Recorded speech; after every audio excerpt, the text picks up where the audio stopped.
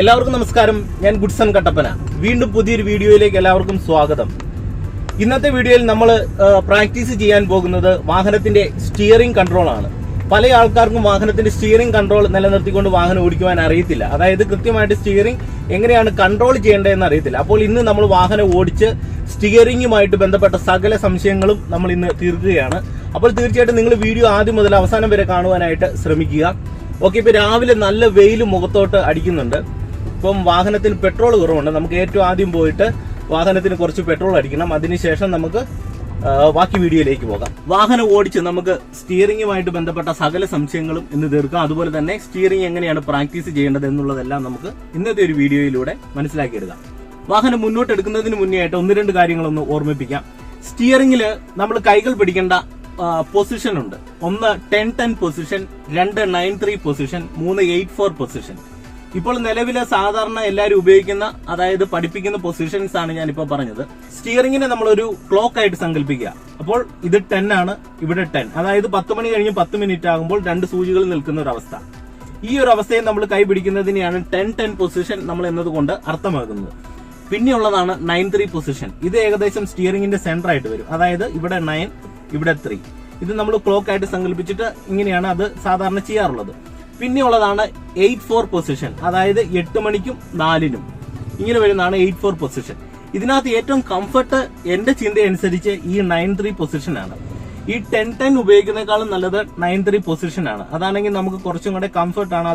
Okay, ഇനി നിങ്ങൾ steering തിരിക്കുന്ന സാഹചര്യങ്ങളിൽ ശ്രദ്ധിക്കേണ്ട ചില കാര്യങ്ങൾ ഞാൻ പറഞ്ഞുതരാം. ഒരു കാരണവശാൽ ഇങ്ങനെ സ്റ്റിയറിംഗ് തിരിക്കാൻ പാടില്ല.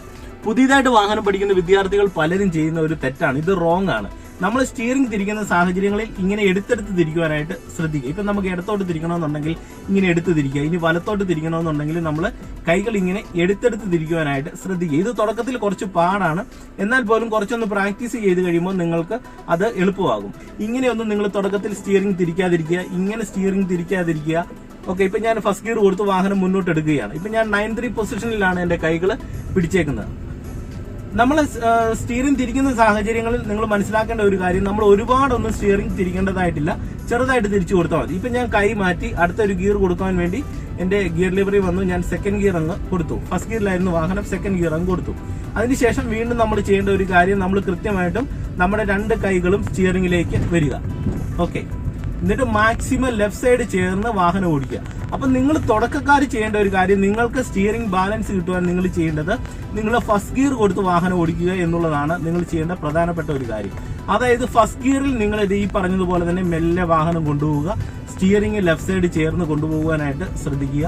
അതുപോലെ തന്നെ മാക്സിമം നിങ്ങൾ സ്ലോയിൽ വാഹനം കൊണ്ടുപോവുക. അപ്പോൾ നിങ്ങൾക്ക് തുടക്കത്തിലെ സ്റ്റിയറിംഗ് കൺട്രോളിന്റെ ഒരു ബാലൻസ് നിങ്ങൾക്ക് കിട്ടും. വാഹനത്തിന് സ്പീഡ് കൂടി കഴിഞ്ഞാൽ അതനുസരിച്ച് സ്റ്റിയറിംഗ് കൺട്രോൾ ചെയ്യണമെന്നുണ്ടെങ്കിൽ കുറെ നമ്മൾ വാഹനം ഓടിച്ച് നമുക്കൊരു എക്സ്പേർട്ട് ഒക്കെ ആയെങ്കിൽ മാത്രമേ അത് സാധ്യമാകത്തുള്ളൂ.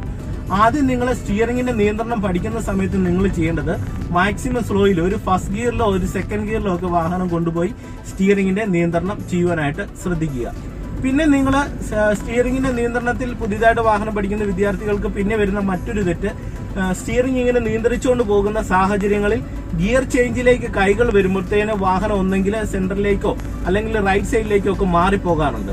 അപ്പൊ അതൊന്നും നമുക്ക് മാറ്റിയെടുക്കണം. അതിന് നിങ്ങൾ ചെയ്യേണ്ടത് ഫസ്റ്റ് ഗിയറിൽ ഇങ്ങനെ തന്നെ പോകുക. നിങ്ങൾക്ക് അടുത്തൊരു സെക്കൻഡ് ഗിയർ കൊടുക്കണമെന്നുണ്ടെങ്കിൽ നിങ്ങൾ ഏറ്റവും ആദ്യം ലെഫ്റ്റ് സൈഡ് മാത്രം, ആദ്യം സ്റ്റിയറിംഗിന്റെ നിയന്ത്രണം മാത്രം നോക്കി, കൃത്യമാണ് വാഹനം ഇടത്താണ് പോകുന്നത്, നിങ്ങളുടെ നോട്ടം കറക്റ്റ് റോഡിലായതിനു ശേഷം ആക്സിലറേറ്റർ കൊടുത്ത് ക്ലച്ച് ചവിട്ടി സെക്കൻഡ് ഗിയർ കൊടുക്കുക. അതിനുശേഷം വീണ്ടും നിങ്ങൾ വാഹനം മുന്നോട്ട് കൊണ്ടുപോകുക. ഇങ്ങനെ പോകുന്ന സാഹചര്യങ്ങളിലും കൂടുതലായിട്ടും നിങ്ങളുടെ ശ്രദ്ധ സ്റ്റിയറിംഗിന്റെ നിയന്ത്രണത്തിലായിരിക്കണം. ഒരു കാരണവശാലും നമ്മൾ ഗിയർ ഇടുന്ന സാഹചര്യങ്ങളിൽ കൂടുതൽ ശ്രദ്ധ ഗിയറിലേക്ക് പോകുവാൻ പാടില്ല.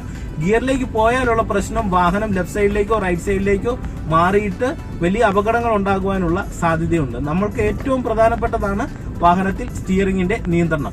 അതുപോലെ തന്നെ പുതിയതായിട്ട് വാഹനം പഠിക്കുന്ന പല വിദ്യാർത്ഥികൾക്കും സംഭവിക്കുന്ന ഒരു തെറ്റാണ്, അവർ വാഹനം ഓടിച്ചുകൊണ്ട് പോകുന്ന സാഹചര്യങ്ങളിൽ സ്റ്റിയറിംഗ് ഭയങ്കര ബലത്തിന് പിടിക്കും. നിങ്ങൾ അത്രയും ബലത്തിനൊന്നും പിടിക്കേണ്ട ആവശ്യമില്ല. വളരെ സ്മൂത്ത് ആയിട്ട് ചെറുതായിട്ട് പിടിച്ചാൽ മതി. നമുക്കിത് തിരിച്ചു കൊടുക്കുക എന്നുള്ളതാണ് നമ്മുടെ ഉദ്ദേശം. അപ്പൊ അത് മനസ്സിലാക്കി വളരെ സ്മൂത്ത് ആയിട്ട് പിടിച്ചാൽ നിങ്ങളുടെ കാര്യങ്ങളെല്ലാം ഓക്കെ ആകും. ഇനി ഇപ്പൊ ഞാൻ ലെഫ്റ്റ് സൈഡ് ചേർന്ന് തന്നെയാണ് വാഹനം പോയിക്കൊണ്ടിരിക്കുന്നത്. കണ്ടില്ലേ, ഞാൻ ചെറുതായിട്ട് തിരിക്കുന്നതേ ഉള്ളൂ.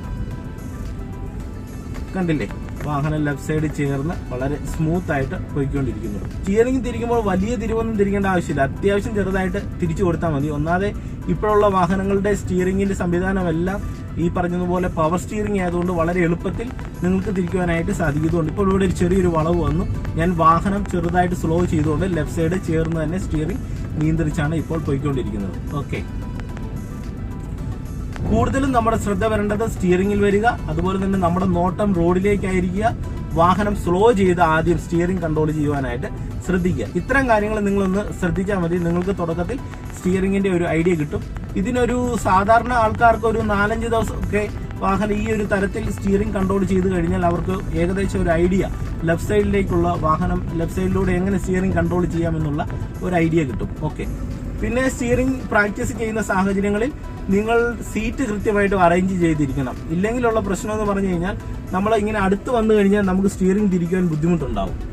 അതുകൊണ്ട് തന്നെ നിങ്ങൾ സീറ്റ് എല്ലാം കൃത്യമായിട്ട് അഡ്ജസ്റ്റ് ചെയ്ത് വെച്ചിരിക്കണം. സീറ്റ് അഡ്ജസ്റ്റ് ചെയ്യുമ്പോൾ സീറ്റിന്റെ ചാർ ഒരു 100 ഡിഗ്രി എങ്കിലും നമ്മൾ അഡ്ജസ്റ്റ് ചെയ്ത് വെച്ചിരിക്കണം. ഒരു 90 ഡിഗ്രിയിൽ ചെയ്യുവാൻ പാടില്ല, കാരണം വേറൊന്നും കൊണ്ടുമല്ല, 90 ഡിഗ്രിയിൽ ചെയ്ത് കഴിഞ്ഞാൽ നമുക്ക് നടുവിനൊക്കെ പ്രശ്നം വരുവാൻ സാധ്യതയുണ്ട്. നമുക്ക് കംഫർട്ട് ലെവൽ എപ്പോഴും ഒരു 100 ഡിഗ്രി വരുന്ന രീതിയിൽ അഡ്ജസ്റ്റ് ചെയ്യുവാണെങ്കിൽ നിങ്ങൾക്ക് കുറച്ചും കൂടെ എളുപ്പമായിരിക്കും. ഇനിയിപ്പോൾ നിങ്ങളെ ഞാൻ എല്ലാ ഗിയറും മാറി ഒന്ന് സ്റ്റിയറിംഗ് കൺട്രോൾ ചെയ്ത് കാണിക്കാം. ഓക്കെ, ഇത് ആക്സിലറേറ്റർ കൊടുത്തു, ക്ലച്ച് ഓട്ടി സെക്കൻഡ് ഗിയർ അങ്ങ് കൊടുത്തു, വീണ്ടും ഞാൻ ആക്സിലറേറ്റർ കൊടുത്തു, ക്ലച്ച് ഓട്ടി തേർഡ് ഗിയർ അങ്ങ് കൊടുത്തു, വീണ്ടും സ്റ്റിയറിംഗിലേക്ക് എൻ്റെ കൈ വന്നു. കൂടുതലും ശ്രദ്ധ എൻ്റെ നോട്ടം മൊത്തം റോഡിലാണ്, മറ്റെങ്ങോട്ടും എൻ്റെ നോട്ടം പോകുന്നില്ല. ഞാൻ കൃത്യമായിട്ട് ഇടത്ത് നിയന്ത്രിച്ചു തന്നെയാണ് വാഹനം ഓടിച്ചുകൊണ്ട് പോകുന്നത്.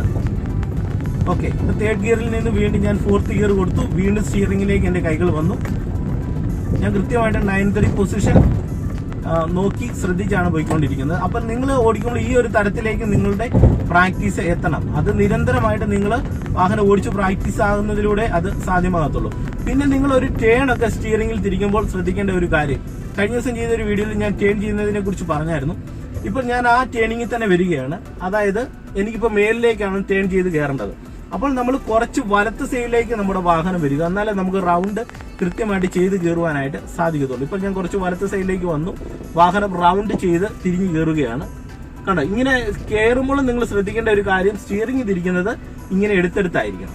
തുടക്കക്കാർ ഈ ഒരു കാര്യം നല്ല രീതിയിൽ പ്രാക്ടീസ് ചെയ്യുക. അപ്പോൾ ഇത്തരം കാര്യങ്ങളൊക്കെ നിങ്ങൾക്ക് മനസ്സിലായാൽ തീർച്ചയായിട്ടും ഒരു വാഹനത്തിന്റെ സ്റ്റിയറിംഗ് കൺട്രോൾ ഏകദേശം നിലനിർത്തി നിങ്ങൾക്ക് പ്രാക്ടീസ് ചെയ്യുവാനായിട്ട് സാധിക്കും. അപ്പോൾ ഒരു വാഹനത്തിന്റെ സ്റ്റിയറിംഗ് കൺട്രോൾ നിങ്ങൾ പ്രാക്ടീസ് ചെയ്യുമ്പോൾ ശ്രദ്ധിക്കേണ്ട കാര്യങ്ങൾ, മാക്സിമം ഒരു ഫസ്റ്റ് ഗിയറിൽ തുടക്കത്തിൽ വാഹനം ഓടിച്ച് സ്റ്റിയറിംഗ് കൺട്രോൾ പ്രാക്ടീസ് ചെയ്യുക.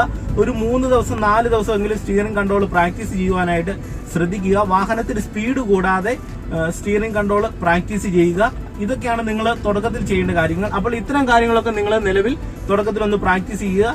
നിങ്ങൾക്ക് നല്ല രീതിയിൽ തന്നെ വാഹനം ഓടിക്കുവാനായിട്ട് സാധിക്കും. എന്റെ ചാനൽ സബ്സ്ക്രൈബ് ചെയ്യുവാൻ വേണ്ടി ഈ വീഡിയോയുടെ താഴെ കാണുന്ന സബ്സ്ക്രൈബ് ബട്ടൺ ഒന്ന് ക്ലിക്ക് ചെയ്യുക.